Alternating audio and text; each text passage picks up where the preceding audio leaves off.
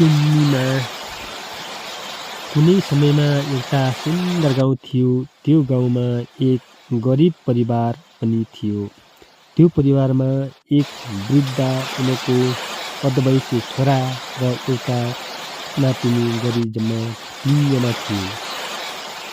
3 जना असल र सोझा थिए।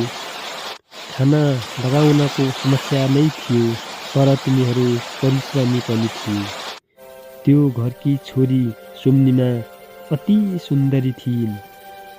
उनको बढ्दो जवानीका कारण जो कोही पनि लोभिन्थे। उनलाई प्राप्त गर्ने चाहनाले युवा र वयस्कहरू पनि के बहानामा उनको घरमा आउँथे। सुम्निमालाई मायामा फसाउन केही युवाहरू उनको बुबालाई सघाउँथे। कोही छट्टु युवाहरू छट्टु बुद्धि लगाएर हात पार्ने योजना बनाउँथे।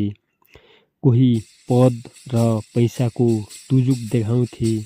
तर सुम्निमा सधैँ मेलापात र घरायसी मामलामै व्यस्त हुन्थिन्। त्यसैले सबैको योजना असफल भयो।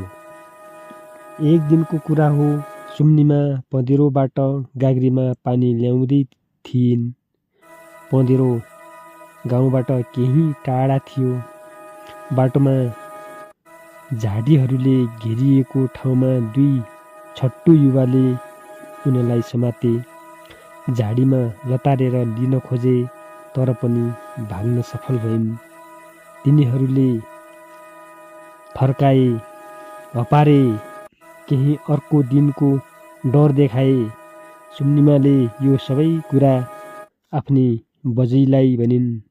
बजैले नातिनीको सुरक्षा गर्नुपर्ने ठहर्याइन्। त्यसका लागि केही दिन नातिनीलाई घरमा बस्न लगाएर नातिनीको कपडा पहिरेर आफू पानी ल्याउन गइन्। बाटोमा युवाहरू लागेका थिए। आज त पक्कै यसलाई सुम्निमालाई ताल पार्नुपर्छ भनी ढुकेका थिए।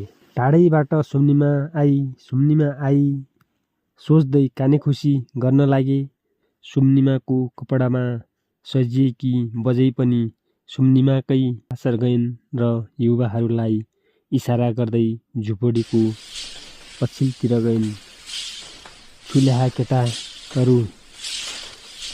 केटाहरू झन् खुसी हुँदै हुर्रिँदै कछाड मछाड गर्दै सुम्निमालाई अँगालो हाल्न लम्के। बजैले पनि झन् नबोली नखरा पार्न थालिन्। 3 जना ढाडे केटाहरू सुम्निमालाई समातेर उनको शरीरसँग खेल्न चाहन्थे। त्यसैले एकसाथ समाते। सुम्निमाको पछ्यौरी ओडेकी बजैले 3 जनालाई एकैचोटि त्यो पछ्यौरीले ढाकिन्। सुम्निमालाई समातेको भ्रममा परेर एक आपसमा गुटुमुटु भए। बजैले भने, साथमा लिएको खुर्सानीको धुलो तिनीहरूको आँखाभरि फुस्क्याइन्। आफू सरासर पानी भर्न पँधेरोतिर लागिन् र पानी भरी घरतिर लागिन्।